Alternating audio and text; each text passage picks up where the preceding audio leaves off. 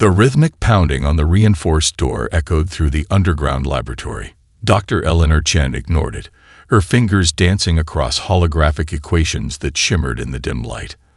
Outside, New Shanghai's towering arcologies blocked what little sunlight remained in a world choked by desperation and resource wars. Dr. Chen, by order of the United Earth Government, cease all unauthorized research activities immediately. The security officer's voice crackled through the intercom. You have 30 seconds to comply before forced entry. Eleanor brushed a strand of gray hair from her face, the lines around her eyes deepening as she focused on the quantum matrix hovering before her. Once she had been celebrated, the brilliant physicist who promised to revolutionize space travel. Now, 5 years after the catastrophic experiment that claimed 27 lives, including her husband's, she was a pariah, a madwoman pursuing the impossible math. 10 seconds, Dr. Chen. The world above her laboratory was dying. Earth's 11 billion inhabitants faced food shortages, energy rationing, and the grim certainty that humanity had reached its peak.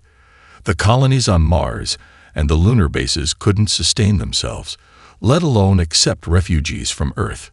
Conventional space travel remained too slow to reach potentially habitable worlds. Humanity was trapped in its cradle, slowly suffocating. Eleanor's hands trembled as she made the final adjustments to the matrix. The alien who occasionally made contact with Earth's government had made it clear. Faster than light travel was impossible. The physics of the universe simply didn't allow it. Every advanced civilization had reached the same conclusion over millions of years of development. But Eleanor saw patterns no one else could. Where others viewed the universe as rigid and unyielding, she perceived flexibility, a cosmic fabric that could be folded rather than traversed. Beginning forced entry now. The first sounds of plasma cutters attacking her laboratory door coincided with a sudden shift in the quantum matrix. The chaotic energy pattern stabilized, coalescing into a perfect sphere the size of a marble. Inside that sphere, the laws of physics changed. Spacetime itself bent to human mathematics. It worked, Eleanor whispered, tears streaming down her weathered face. Jonathan, it finally worked. She glanced at the faded photograph of her late husband beside her workstation, then at the surveillance feed showing security forces moments from breaking through. With practiced movements, she compiled her findings, the equations, the proof that humanity could escape its dying solar system. Her finger hovered over the transmission button. For 15 years, her daughter Maya had refused all contact.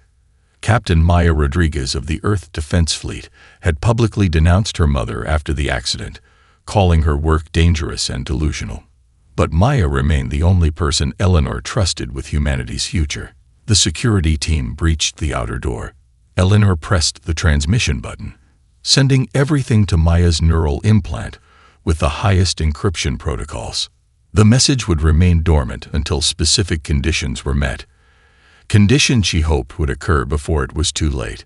The quantum sphere pulsed once, then vanished, not destroyed, but folded into dimensions human eyes couldn't perceive. The readings, however, remained in Eleanor's systems, and now in Maya's sealed message. Dr. Eleanor Chen, you are under arrest for illegal research activities, power grid manipulation, and violation of the Physics Safety Protocol of 2175. The security captain stepped through the smoking doorway, shock button ready. Eleanor rose slowly, her thin frame seemingly fragile under the harsh lights. At 66, with her reputation destroyed and her family lost, she had little left except the certainty that she had just changed humanity's future. Careful with her, ordered another officer, scanning the laboratory. UAG wants her alive and talking. There's nothing to say, Eleanor replied calmly. Nothing you would understand. As they led her away, the laboratory's automated systems began their deletion protocols. By morning, no physical evidence would remain of what she had achieved. But the seed had been planted, transmitted to a daughter who hadn't spoken to her mother in 15 years. Above the laboratory, New Shanghai's desperate masses moved through their daily routines, unaware that a single human mind had just broken the cosmic barriers every alien civilization had deemed unbreakable. In a universe filled with species that had millions of years of technological head start, humanity's unique perception, born of its brief, violent evolution and capacity for intuitive leaps, had found a path no other intelligence had discovered. 3 days later, as Eleanor sat in a high-security detention cell, the first alien ships appeared in orbit. The Arcturian conclave had arrived, their crystalline vessels refracting sunlight across Earth's surface like artificial stars. They came bearing gifts, warnings of cosmic dangers, and offers of protection for a primitive species. Only Eleanor understood their true purpose. They had detected her quantum bubble, a technological breakthrough their ancient civilization had declared impossible. They hadn't come to save humanity. They had come to contain it. Captain Maya Rodriguez stood at rigid attention as the Arcturian ambassador glided across the United Earth government's grand chamber. The crystalline being stood nearly 3 meters tall, its translucent body housing swirling patterns of light that served as both organs and expressions. Maya had been selected as part of the military escort due to her exemplary record, not because of her relationship to the infamous Eleanor Chen. At least, that's what her superiors claimed. "We bring greetings from the Galactic Conclave." The ambassador's voice resonated directly in their minds. "I am Exorthal, emissary of the Arcturian people. We have watched Earth's development with great interest." Maya maintained her stoic expression despite the psychic intrusion. After 15 years of military service, she had built an identity separate from her mother's shadow. Her cropped hair and the scar running along her jawline reflected a life dedicated to protecting Earth, not endangering it with reckless experiments. The conclave has deliberated and chosen to accelerate humanity's integration. Thorthal continued, "Your species shows promise, despite your unique cognitive patterns." The world leaders gathered in the chamber exchanged hopeful glances. After decades of ecological collapse and resource wars, the aliens' arrival seemed providential. They offered advanced agriculture techniques, energy solutions, and medical knowledge. All they requested in return was unrestricted access to Earth's scientific facilities and certain humans for cultural exchange. Maya noted how the aliens' inner lights pulsed when it mentioned human cognition. Something felt wrong. Later that evening, as Maya returned to her quarters in the Singapore Defense Tower, her neural implant pinged with an unusual notification. A dormant message had activated, triggered by specific keywords in her daily log: Arcturian, cognition, and exchange. She hesitated before opening it. The encryption signature belonged to her mother. "Security override. Rodriguez Alpha 9, she commanded, and the message unfolded into a holographic display of Eleanor Chen's weathered face. "Maya, if you're seeing this, the Arcturians have arrived." Eleanor's image flickered. "I don't have much time. What I've discovered, what they've come for, changes everything we know about physics." Maya nearly terminated the message. Her mother's discoveries had cost 27 lives, including her father's. But something in Eleanor's expression stopped her, the same intensity Maya saw in her own reflection. The message continued, displaying complex equations and the results of Eleanor's final experiment, the creation of a quantum bubble where spacetime folded to human will, a theoretical impossibility made real. "They'll tell you they're here to help," Eleanor continued. "They're not. We've done something their civilization considers impossible. Find Hiroshi Tanaka, my former student. He'll understand what this means." The message ended with coordinates to a hidden data cache and the date of Eleanor's arrest, 3 days before the aliens arrived. Maya sat in darkness, her world shifting beneath her. The timing couldn't be coincidence. The next morning, she requested temporary leave and traveled to the Tokyo University of Quantum Physics. Dr. Hiroshi Tanaka was easy to find. The young physicist had achieved minor fame for his theories connecting musical harmonics to quantum states. Unlike Eleanor, He had maintained academic respectability by avoiding practical applications of his more controversial ideas. Captain Rodriguez. Hiroshi greeted her with obvious surprise. I never expected Eleanor Chen's daughter to visit me. I need to know if my mother was insane, or if she actually discovered something, Maya said without preamble. Hiroshi glanced around the university courtyard before responding. Perhaps we should discuss this in my private lab. Inside the soundproofed room, Hiroshi revealed a hidden cache of research, collaborative work with Eleanor, that he had prudently kept secret after her disgrace. Your mother wasn't insane, he said, activating a holographic display of Eleanor's equations. She approached spacetime mathematics through intuition rather than conventional progression. The Arcturians solve problems incrementally, building on established principles over thousands of years. Humans make cognitive leaps. And that matters because Eleanor found a path they missed. Hiroshi played a complex sequence of notes on a modified piano in the corner of his lab. The sound visualization perfectly matched one of Eleanor's equations. I converted her mathematics to music to help me understand it. The universe has harmonies the aliens can't hear. Maya shared her mother's message, watching Hiroshi's expression transform from academic interest to alarm. We need to access that data cache immediately, he said. That night, using Maya's military clearance, they infiltrated a secure communications facility. While downloading Eleanor's hidden data, they discovered something unexpected. Arcturian transmissions being relayed to their fleet. Hiroshi's translation algorithm revealed the truth. They're calling us the aberrant intelligence, he whispered.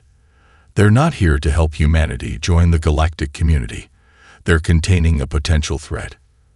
The transmissions detailed plans to study human cognition, to understand how Eleanor achieved her breakthrough, and to ensure no further development occurred. The Arcturians feared humans not for what we were, but for what we might become. As Maya and Hiroshi escaped with the data, they glimpsed the first cultural exchange participants, sedated humans being transported to the Arcturian mothership. We need to assemble a team, Maya said as they disappeared into the labyrinthine undercity of Tokyo.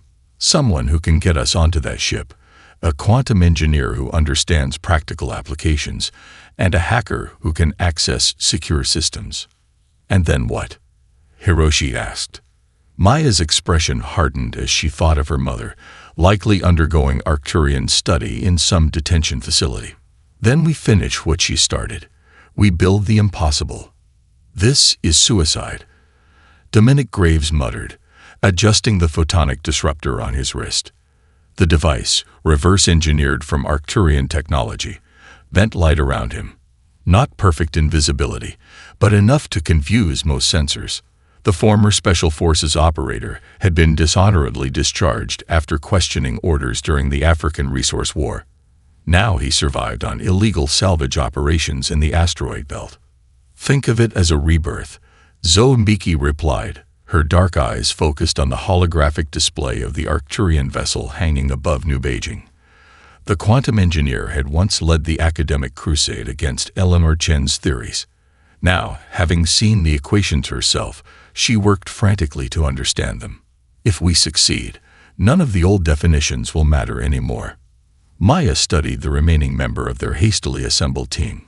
Wei Cheng couldn't be older than 16, a rail-thin teenager with neural implants visible beneath his shaved scalp. The mining ray hacker had grown up in the asteroid belt colonies, developing an intuitive understanding of alien tech by breaking into automated harvesting machines. You sure the kid can handle this? Dominic asked. Wei's fingers danced through holographic code. I've already mapped 3 access points to their communication network. Want me to demonstrate by turning off gravity in their meditation chamber? That won't be necessary, Maya said. Remember the objective. Acquire the quantum processing crystal and get out. No detours, no heroics. The plan was precise yet flexible. Dominic would create a distraction in the diplomatic quarter while Wei remotely accessed the ship's security systems. Maya and Zoe would enter through a maintenance hatch, locate the crystal storage, and extract the key component needed to stabilize Eleanor's spacetime bubble at a practical scale. After we have the crystal, Maya continued, we move to phase 2, extracting my mother from the Geneva detention center. If she's still there, Dominic said darkly. If she's still herself. They launched their operation during the Global Unity celebration, when Earth's attention focused on the Arcturians' public appearance. Dominic's diversionary explosion, precisely calculated to damage property without casualties, drew security forces away from the ship's southern quadrant. Maya and Zoe moved through service corridors, following Wei's digital breadcrumbs. The alien architecture unnerved them, organic curves housing technologies that seemed to anticipate their movements. We've got 7 minutes before security rotates back, Wei's voice whispered through their implants.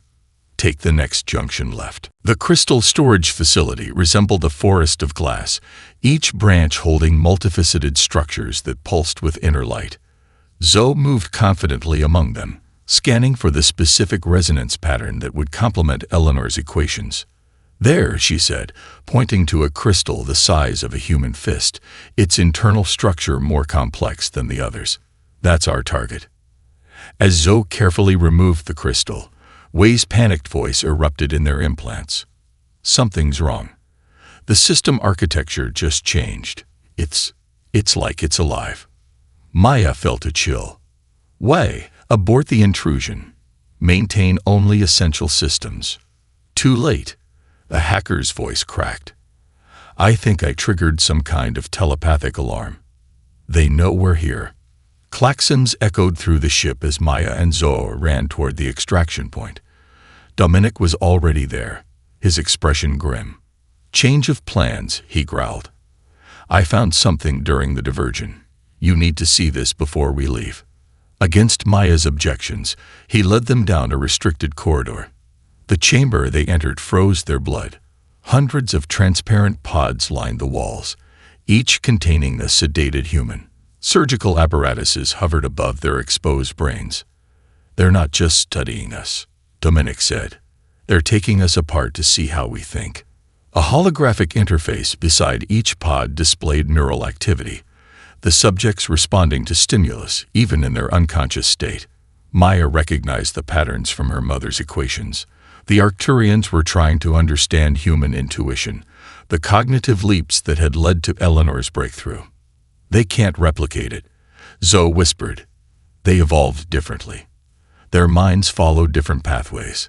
A containment breach alarm blared as they fled toward the extraction point. Wei had hacked an escape shuttle, overriding its security with brute force algorithms. As they boarded, Arcturian security forces converged from multiple directions, their crystalline weapons firing pulses of coherent energy. Get us out of here, Maya shouted as the shuttle door sealed. Wei's fingers blurred across the control interface. I'm trotting. Their systems keep adapting. The shuttle lurched, then accelerated away from the mothership. Behind them, larger vessels began pursuit. They're not shooting to destroy, Dominic noted. They want us alive. For study. Maya input coordinates for their secondary objective, the Geneva detention center where Eleanor was held. The improvised plan now seemed insane, but they had no choice. With the Arcturians in pursuit, they needed Eleanor's insight to utilize the crystal. The prison break was equally chaotic. Using their stolen shuttle's Arcturian signatures, they bypassed initial security. Dominic's tactical expertise got them through the human guards. When they finally reached Eleanor's cell in the maximum security wing, Maya hesitated before the door. She may not be the person you remember, Zoe warned. The cell contained a frail woman drawing complex patterns on the walls with her fingertips. When Eleanor turned, Maya barely recognized her mother. Her eyes seemed to focus on points beyond physical space, and she spoke in fragmented sentences that jumped between topics. The bubble expands exponentially when harmonized with the seventh dimension, Eleanor said by way of greeting. They tried to understand but couldn't see the music in the math. What happened to her? Maya demanded. Arcturian neural probes, Zoe guessed. examining Eleanor's erratic movements. "They've altered her perception, or expanded it," Hiroshi suggested over their communication link from the shuttle. Her drawings matched the advanced iterations of her equations, developments she couldn't have made without. Without seeing Spacetime directly, Eleanor finished, her gaze momentarily clear as it fixed on Maya. "Daughter of my blood, they opened doors in my mind they couldn't walk through themselves. I exist partially in other dimensional planes now." She laughed, a hollow sound, a gift and a curse. Alarms blared throughout the facility. With Eleanor supported between them, they fought their way back to the shuttle. Arcturian pursuers closed in as they escaped Earth's atmosphere. Heading for the one place Maya believed they might find sanctuary: Jupiter's volcanic moon, Io, where abandoned mining facilities could hide their work from orbital scans. Eleanor held the quantum crystal to her forehead, her expression transcendent. "With this, we can finish the vessel. We can show humanity the truth of its place in the cosmos." "And what truth is that?" Maya asked.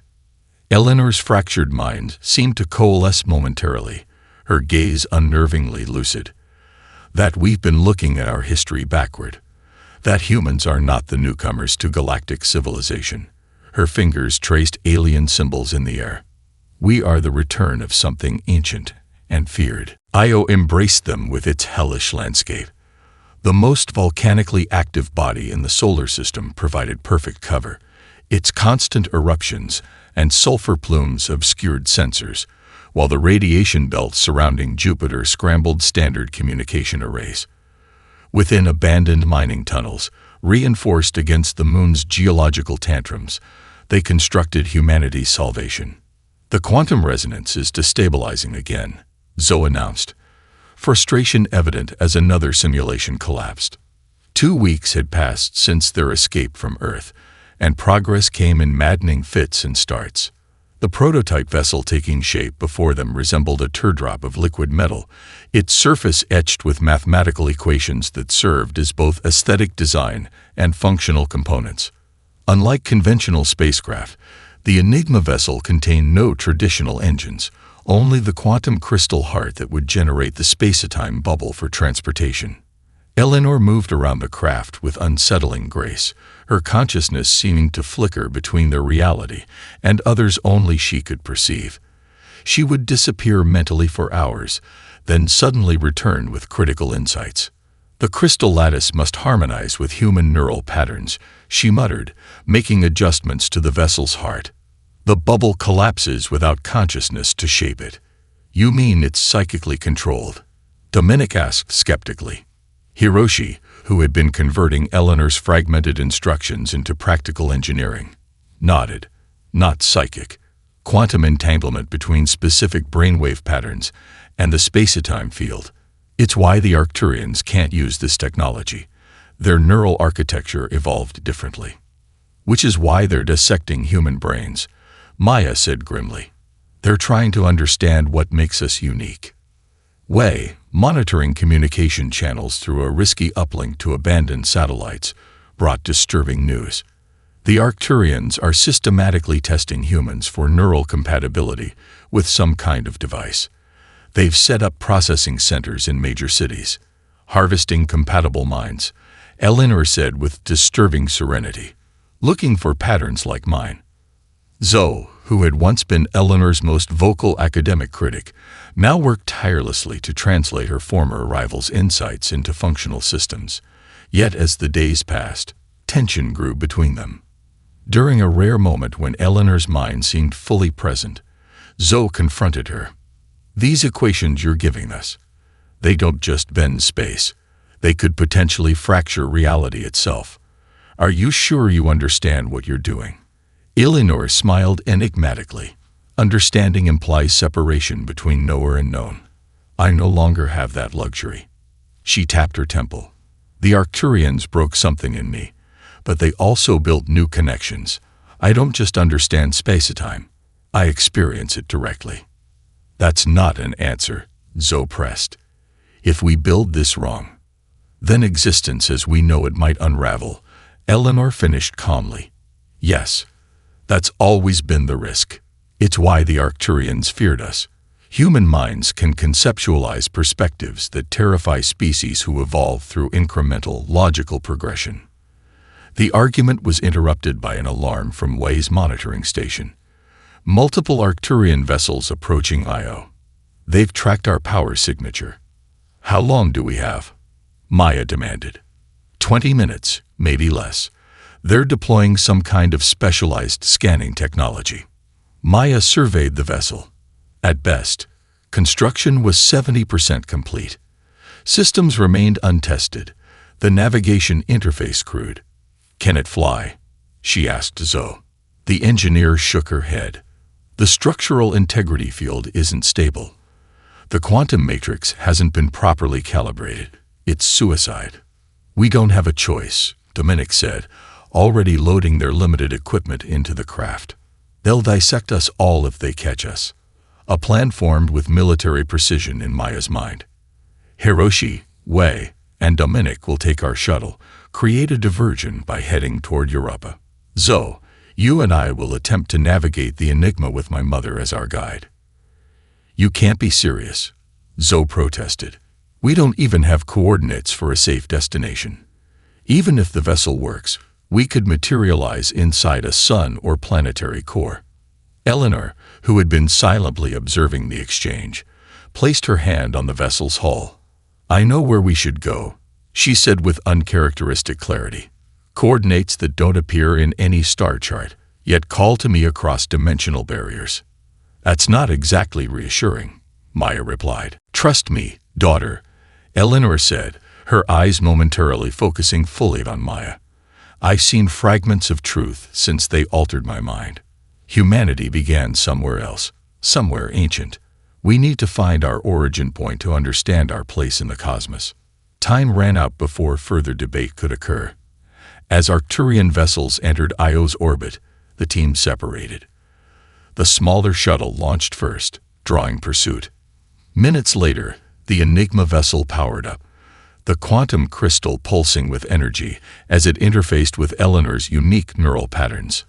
Maya took the pilot's position, though traditional piloting had little meaning in a vessel that folded spacetime rather than traveling through it.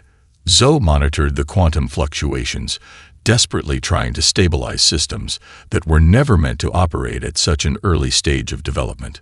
The bubble is forming, Zoe reported, wonder momentarily overriding fear as reality distorted around their vessel. It's actually working.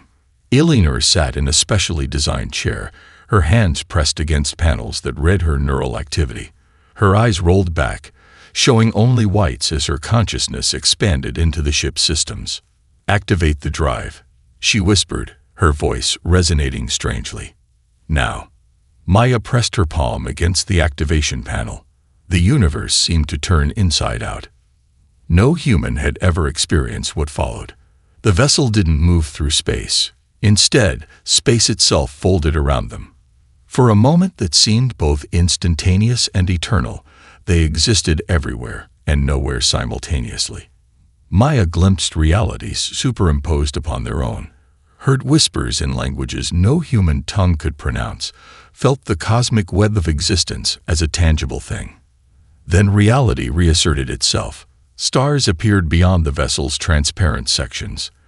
They had arrived somewhere. Systems check, Maya ordered, fighting vertigo. Structural integrity holding, Zoe reported, her voice shaking. Quantum matrix stable but depleted. We'll need time to recharge before another jump. She looked up from her console. Where are we? Maya checked the navigational system. Unknown coordinates, far beyond our solar system. She turned to her mother. Where did you take us? Eleanor's expression was serene as she gazed through the viewport. Where we began. Following her gaze, Maya and Zoe saw it, an impossibly massive structure orbiting a dying red star. Not a planet, not a natural satellite, but something constructed. A station of some kind, ancient beyond comprehension, yet unmistakably designed by intelligent hands. As they maneuvered closer, details emerged. Sections of the structure had been destroyed. bearing the scars of what must have been devastating weapons. Yet parts remained intact, and as they approached an apparent docking area, lights activated in sequence, responding to their presence.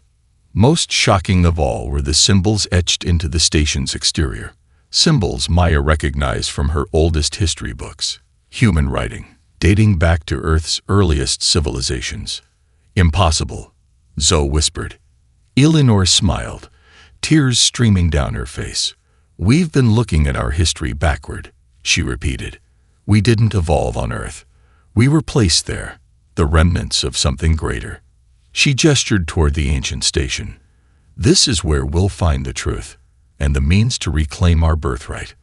As their vessel docked with the ancient structure, Maya felt a profound sense of homecoming she couldn't explain, as though some cellular memory recognized this place her conscious mind had never known. Welcome home, Eleanor whispered, to the beginning of our end, and our new beginning. The ancient station received them with a whisper of atmospheric equalization and illumination pathways that activated at their approach. Maya led the way, pulse rifle ready, while Zoe helped Eleanor navigate the unfamiliar environment.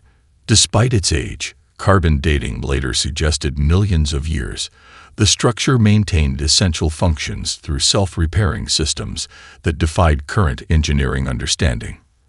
It recognizes us, Eleanor murmured, trailing her fingers along walls inscribed with symbols reminiscent of Earth's earliest writing systems, precursors to Sumerian, Proto-Semitic, and ancient Chinese characters. DNA authentication in the atmosphere. It knows we're human. The central chamber they discovered left them speechless.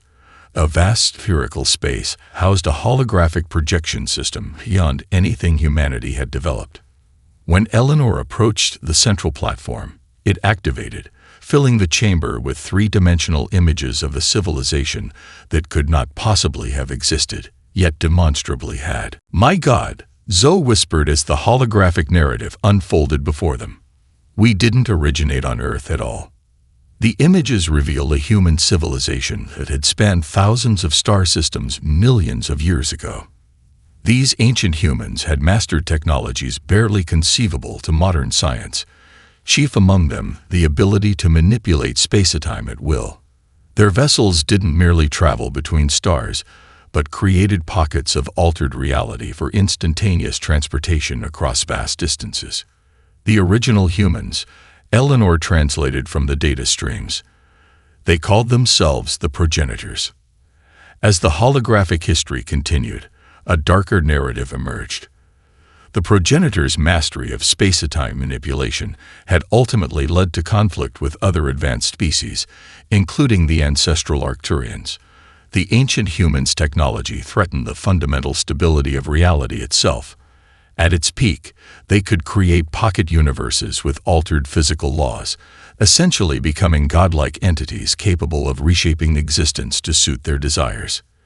They were becoming monsters, Maya said, watching scenes of unimaginable destruction as stars were purposefully collapsed into black holes as weapons.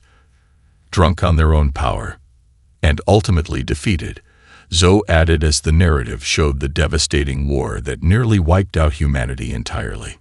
The final images revealed the Arcturians and other elder species establishing Earth as a controlled environment, a sanctuary planet where the few surviving humans could evolve anew, their development carefully monitored to prevent them from rediscovering their dangerous heritage. We're the descendants of refugees, Maya realized, survivors placed on Earth like specimens in a zoo. Eleanor nodded, her fractured mind seemingly most lucid in this ancient place. Our brains still contain the neural architecture capable of perceiving spacetime differently. It's why I could rediscover the basic principles of the technology, and why the Arcturians were so alarmed when I did. The station contained more than just historical records. In sealed chambers, they discovered technical specifications for the original human vessels, the complete science of spacetime manipulation that Eleanor had only begun to rediscover. The quantum crystal they had stolen was merely a crude approximation of the materials the progenitors had developed. With this knowledge, we could build a fleet of advanced Enigma vessels, Zoe said, her scientific mind already racing with possibilities. We could free humanity from the Arcturians' control. Or we could become like our ancestors, Maya countered, gesturing to images of devastation. Is this really what we want to reclaim? While they debated, Eleanor interfaced directly with the station's central database, her altered consciousness allowing her to access information at an accelerated rate. What she discovered sent tremors of alarm through her fragile psyche. The Arcturians didn't just alter my mind randomly, she said, pulling away from the interface. They were attempting to create a living quantum encryption key. My neural patterns are the only means to fully unlock certain aspects of this database, specifically the most dangerous weapons technologies. They knew this place existed, Maya asked. They suspected. They've been searching for remaining progenitor outposts for millions of years, destroying or containing what they find. My breakthrough must have confirmed their fears that humans were rediscovering their heritage. Their exploration was interrupted by a security alert from their vessel. The station had activated an ancient beacon upon detecting human presence, a fail-safe designed to alert any surviving human colonies to its discovery. Unfortunately, the signal had also been detected by the Arcturians. We need to leave, Maya ordered. Gather whatever data we can and prepare for departure.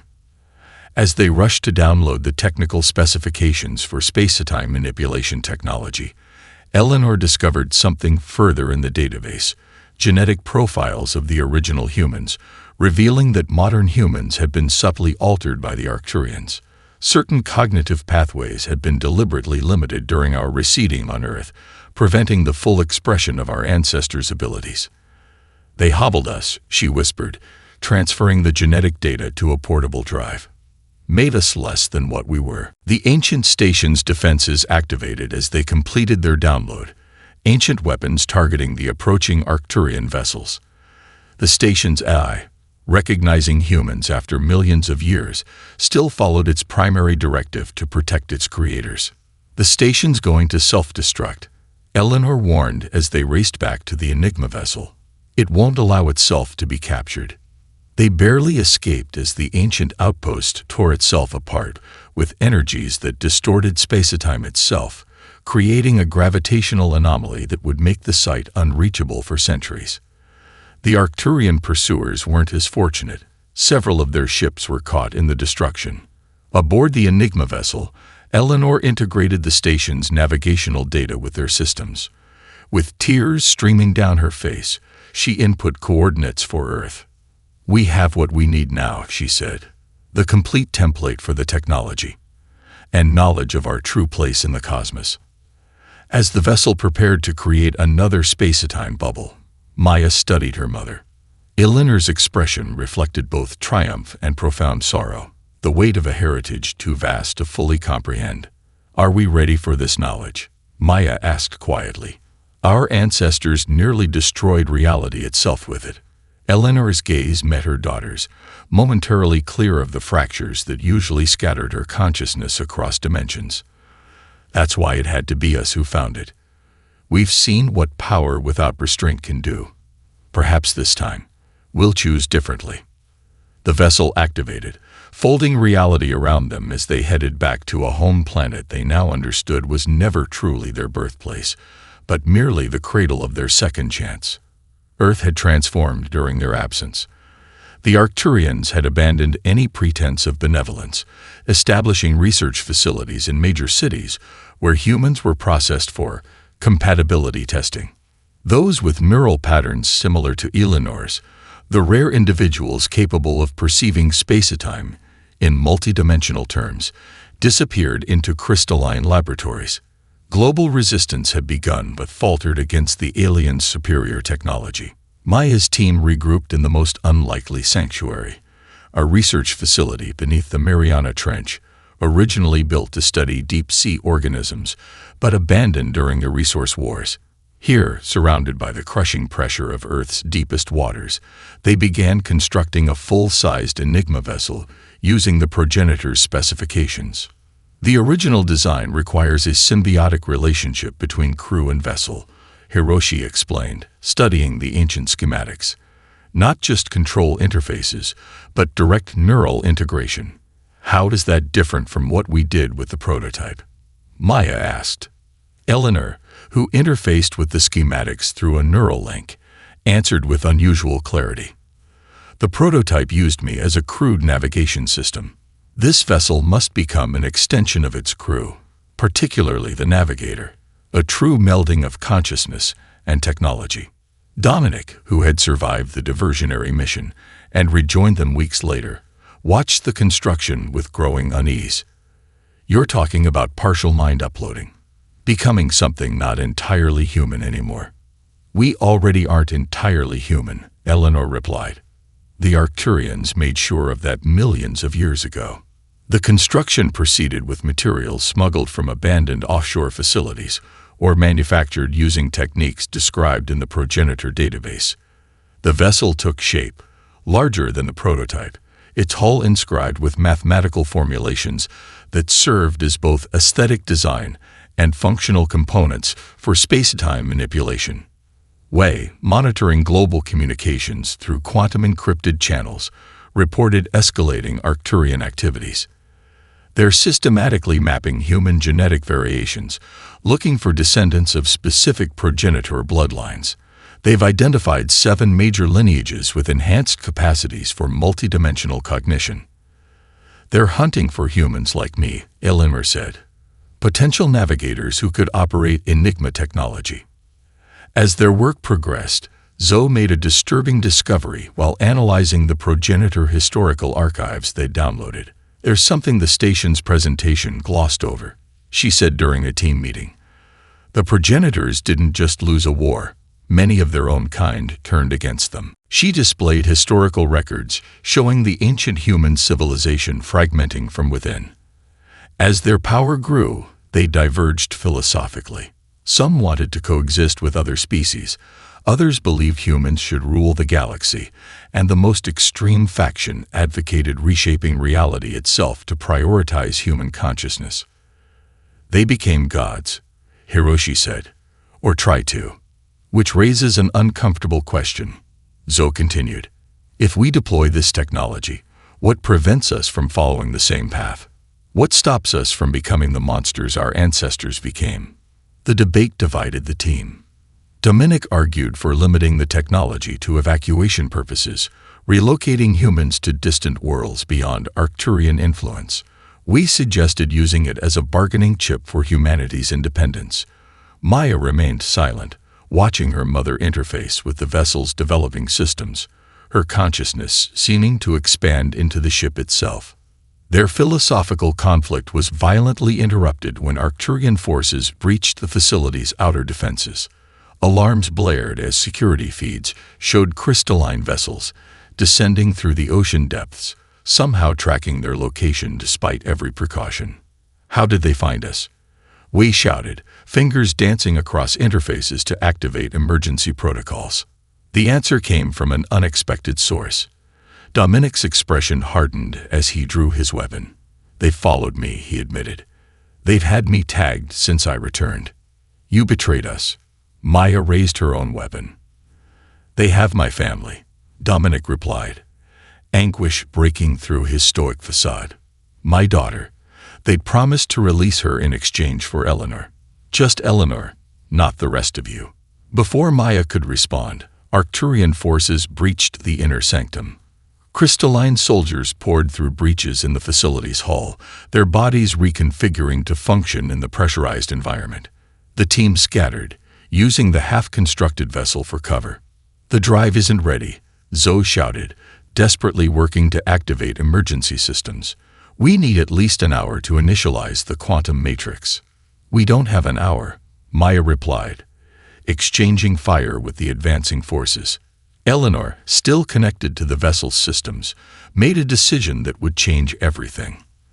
There is another way, she said, her voice resonating strangely through the ship's communication system. A way the progenitors employed only in their most desperate moments.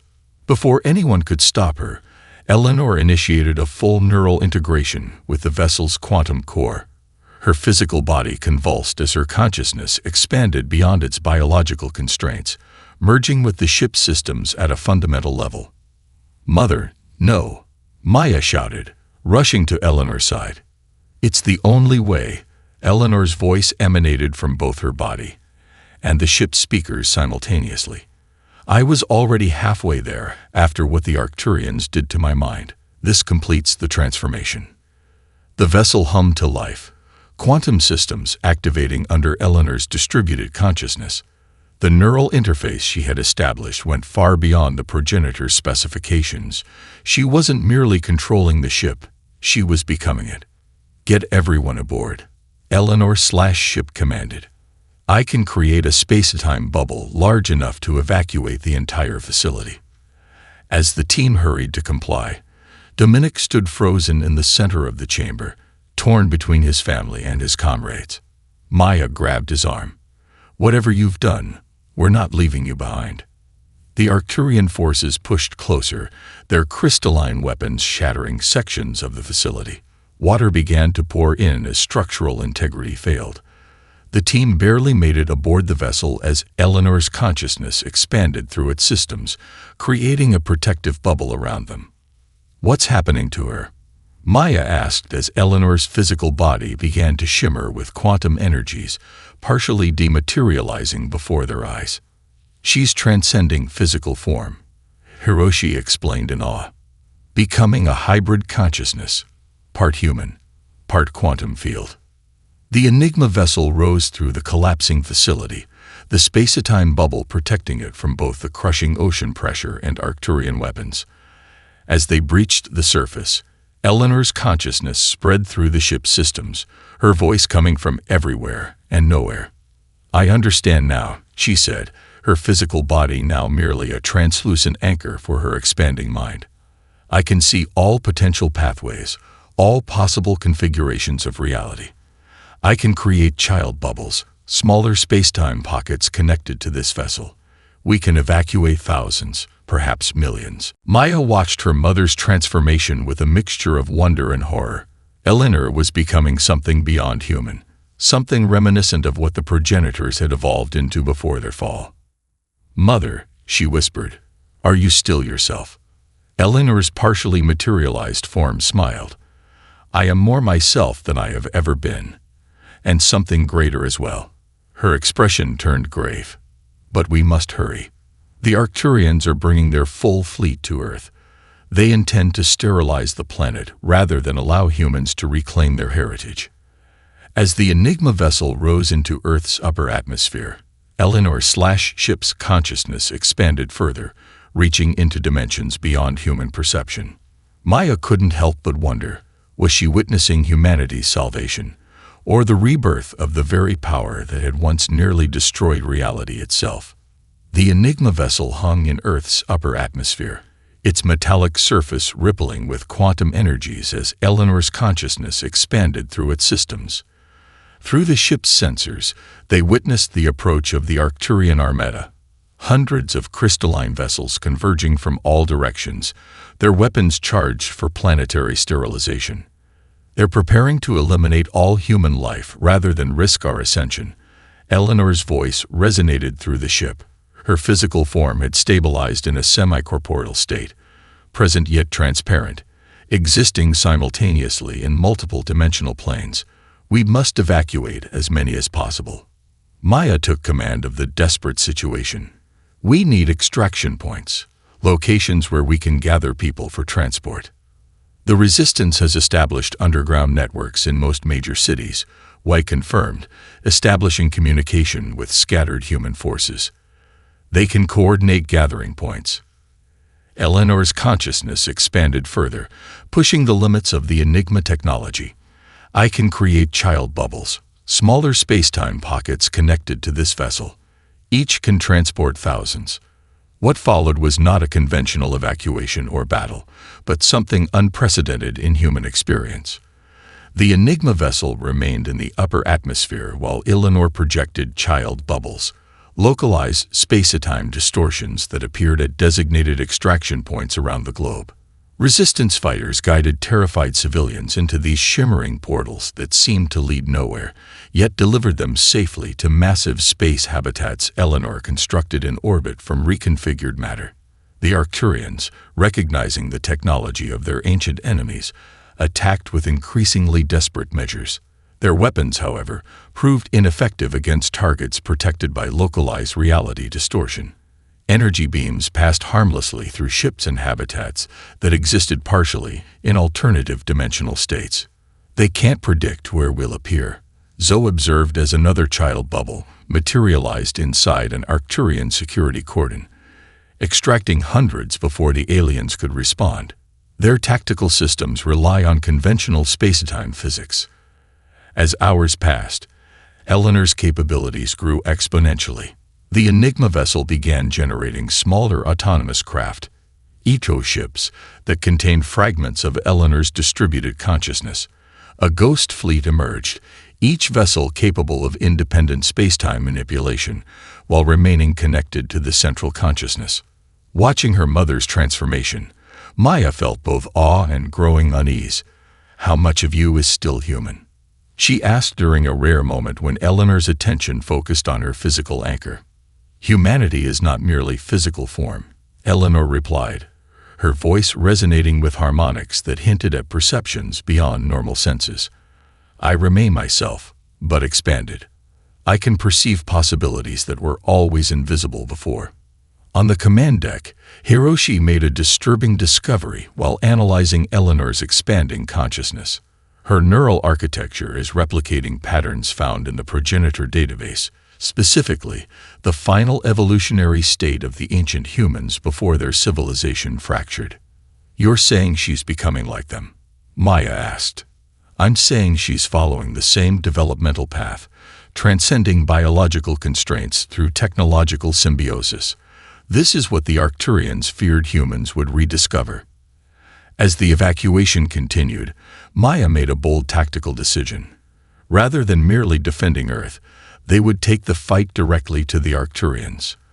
The primary Enigma vessel, with Maya commanding and Eleanor navigating, created a spacetime bubble that transported them instantly to the Arcturian homeworld, materializing inside their supposedly impenetrable defensive perimeter. The alien civilization, which had terrorized younger species for millions of years, experienced something they had never known: vulnerability on their home territory. Their weapons passed harmlessly through the Enigma vessel, which existed partially in altered dimensional states. "Open a communication channel to all frequencies," Maya ordered. "Broadcast in every language in the Galactic database." Rather than attacking, she transmitted the truth they had discovered at the ancient station. Visual records showing how the Arcturians and other elder species had systematically suppressed humanity's development, genetic evidence of their tampering with human evolution, and historical data revealing Earth as a controlled experiment rather than humanity's true origin. "For millions of years, you have presented yourselves as benevolent guardians of galactic order." Maya's message echoed across Arcturian communication networks, spilling over into the information systems of other species. "The truth is that you feared our potential and hobbled our development. You are not our superiors, but our jailers." The broadcast caused immediate disruption among the Arcturians' subject species and younger allies. Many had been told different versions of human history, carefully constructed to justify the elder species' authority. The revelation that the Arcturians had systematically suppressed a younger species' natural development violated core principles of the galactic charter they themselves had established. Meanwhile, Eleanor's consciousness continued to expand through the growing network of Enigma ships. She began opening portals to dimensions beyond human comprehension, drawing energies and matter from realms that operated under different physical laws. The ghost fleet grew, each vessel an extension of her increasingly transcendent mind. Hiroshi, monitoring these developments with growing alarm, confided in Maya. "She's making decisions without human input now. Some of these dimensional apertures lead to places that shouldn't be accessible according to any physics we understand." "Is she still on our side?" Zoe asked the question no one wanted to voice. "I believe so," Hiroshi replied. But the question may soon become meaningless. She's approaching a state of existence where concepts like sides lose relevance. She's beginning to perceive reality as a malleable medium rather than a fixed framework. The parallel with the ancient progenitors' fall became increasingly troubling. Their civilization had fractured precisely when some of their members achieved similar transcendence, viewing other sentient beings as simplistic entities, constrained by limited dimensional perception. Aboard the primary Enigma vessel, Eleanor's semi-corporeal form rippled with energies from multiple dimensional planes. Her eyes, when they focused on the physical realm, contained galaxies of possibility. "I can see it all now," she whispered to Maya during a moment of clarity. "Every potential configuration of reality. Every possible future. Can you see one where humanity lives in peace?" Maya asked, reaching for the mother she feared was slipping away into godhood. Peace. Eleanor seemed to consider the concept as if it were a novel suggestion, an interesting configuration, but requiring significant adjustments to probability matrices. Something in her tone sent chills through Maya. It wasn't cruelty or malice, but a detachment that suggested human concerns were becoming quaint abstractions to Eleanor's expanding consciousness. As the Arcturian authority structure faced internal rebellion, and the Enigma fleet continued evacuating Earth's population, Maya confronted a terrible possibility. History might repeat itself. Eleanor was becoming something akin to what the most transcendent progenitors had evolved into, beings who had nearly shattered reality in their quest to reshape it according to their will. The very power that was saving humanity might soon transcend any human control, guided by a consciousness that remembered its human origins, but increasingly viewed them as a distant shore from which it had sailed beyond sight of land. "Mother," Maya whispered, though she wasn't sure Eleanor could even hear her anymore as her consciousness expanded through the ghost fleet, opening doorways between dimensions that had never touched before. "Don't forget what makes us human." Eleanor's form shimmered, her attention momentarily focused on her daughter. "I remember, but I'm becoming something more." Her voice resonated with harmonics from multiple realities. "Soon, I'll be able to reshape everything. Make it better. Perfect." The same words, Maya realized with growing horror that the ancient progenitors had spoken before their fall. The final confrontation occurred not in physical space, but across multiple dimensions of reality. Eleanor's expanding consciousness, distributed through the ghost fleet of Enigma vessels, had begun to transcend not just human understanding, but the foundational laws of existence itself. Her ability to manipulate spacetime had evolved into something far more profound, the power to rewrite the underlying code of reality. "She's following the exact path of the progenitor transcendence," Hiroshi warned, reviewing data from the ancient station. Their civilization collapsed when individual consciousnesses achieved similar states and began reshaping reality according to their individual preferences. Maya watched her mother's semi-corporeal form shimmer with energies from dimensions human senses couldn't perceive. Eleanor floated in the ship's central chamber, her physical anchor becoming increasingly nebulous as her mind expanded beyond conventional existence. "We're losing her," Maya said, "not to death, but to godhood." Zoe, who had been analyzing the Enigma vessel's quantum architecture, proposed a desperate solution. "The ship maintains a quantum entanglement with Eleanor's consciousness. It's the tether keeping her partially in our reality. If we could use that connection, perhaps someone could reach her mind directly." "You mean send another consciousness along the entanglement pathway?" Hiroshi asked. "Exactly. A neural bridge to whatever she's becoming." Maya volunteered immediately. "I'll go. She's my mother. If anyone can reach what remains of her humanity, it's me." The preparation was hurried as Eleanor's transcendence accelerated. Outside their vessel, the conflict between the Arcturians and liberated human populations had reached a stalemate. The Arcturian leadership, facing rebellion from their younger allies and the overwhelming technological advantage of the Enigma fleet, had ceased planetary bombardment but refused negotiation. Meanwhile, Eleanor opened portals to dimensions beyond comprehension, drawing energies and matter that operated under different physical laws. The ghost fleet expanded, each vessel an extension of her increasingly transcendent mind. "The neural interface is ready," Hiroshi announced, securing a crystalline headset to Maya's temples. "But I need something to synchronize your brainwaves with Eleanor's expanded consciousness, something that resonates with both your minds." "Music," Zoe suggested. "Eleanor's breakthrough came when you translated her mathematics to musical harmonies." Hiroshi nodded, fingers dancing across the interface. "I'll create a quantum frequency based on musical interpretation of spacetime mathematics, a symphony of consciousness that might bridge the dimensional gap." As preparations completed, Maya took a final look at her team. "If I don't come back." "You will," Dominic interrupted, his earlier betrayal forgiven in the face of greater concerns. "Just remind her what she's fighting for." Maya lay on a reclined chair as the neural interface activated. The ship hummed with energies as Hiroshi's consciousness symphony began playing, not just through audio systems, but through the quantum fields that composed reality itself. Maya's perception shattered. She fell through layers of existence, tumbling through reality stacked like pages in an infinite book. Colors appeared that had no names, geometries formed that contradicted themselves. Time flowed in spirals rather than lines.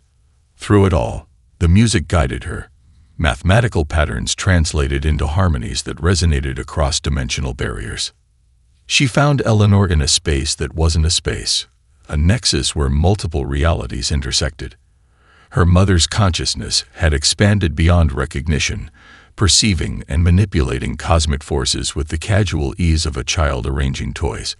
What remained of her human appearance was merely a convenient interface for interacting with lower-dimensional beings.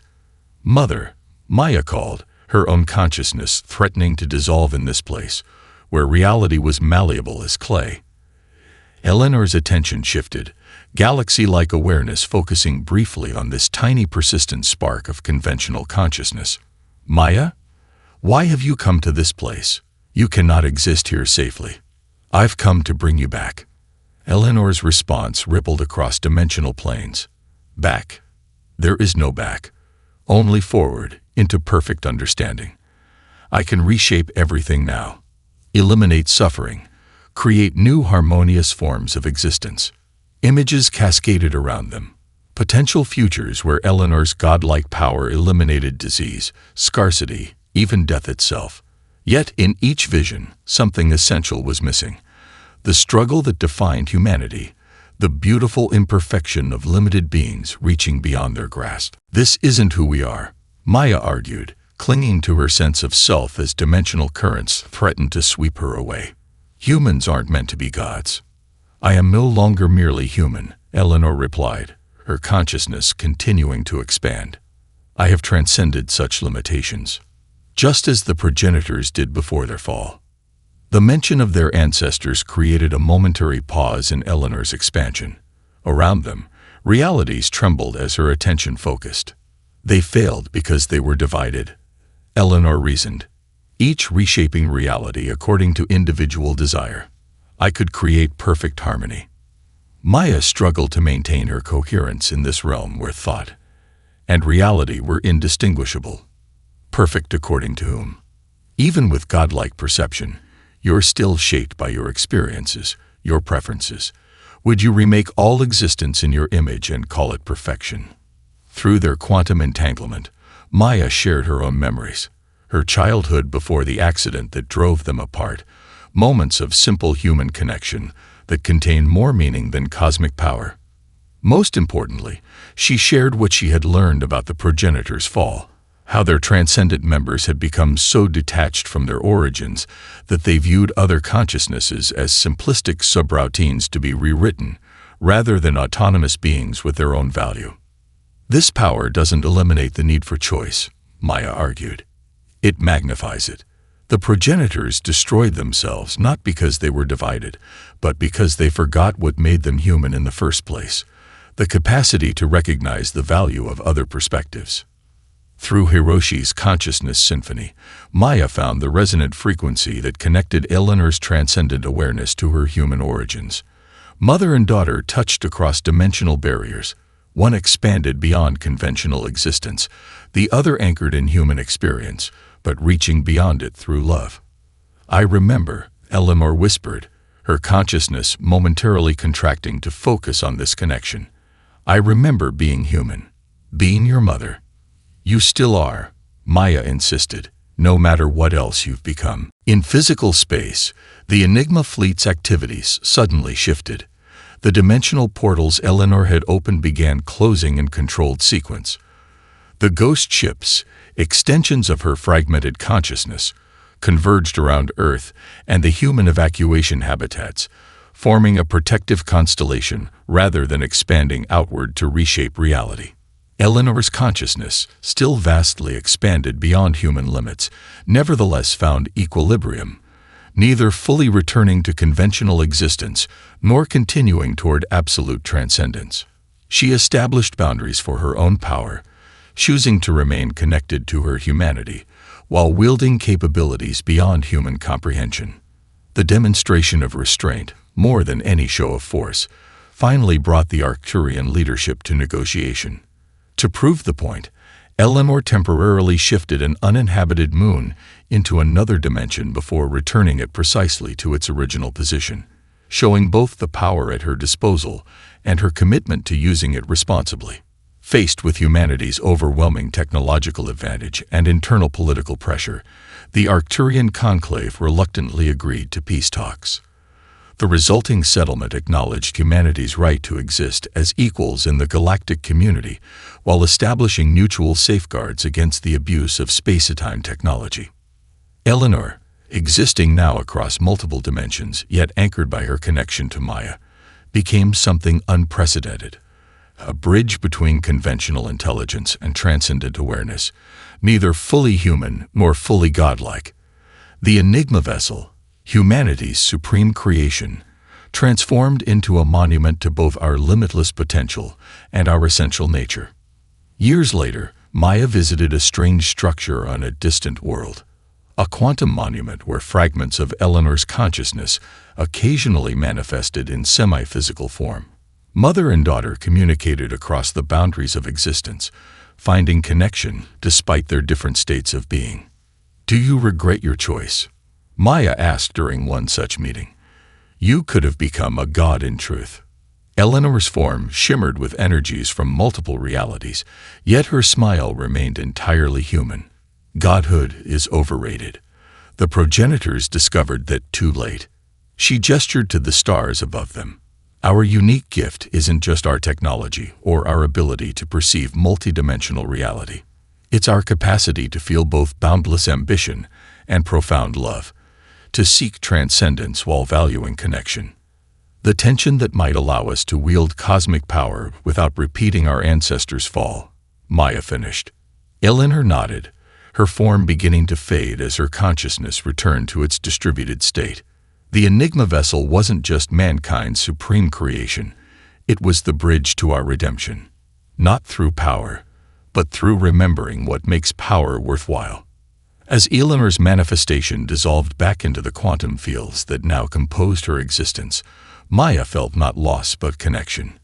Her mother existed now in a state beyond conventional understanding, yet remained herself, expanded but not disconnected from her humanity. The Spacetime Enigma humanity had unraveled hadn't just revealed our true heritage or unleashed unprecedented power. It had shown us something far more valuable: the delicate balance between transcendence and connection that might allow us to evolve beyond our current limitations without losing what made us human in the first place. In that balance lay not just humanity's future, but perhaps the redemption of our ancient past as well.